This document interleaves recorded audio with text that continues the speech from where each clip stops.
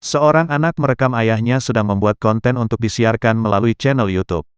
Videonya pun viral dan dibagikan ke berbagai akun media sosial, salah satunya @viralkak di Instagram, Jumat, tanggal 14 Januari tahun 2022.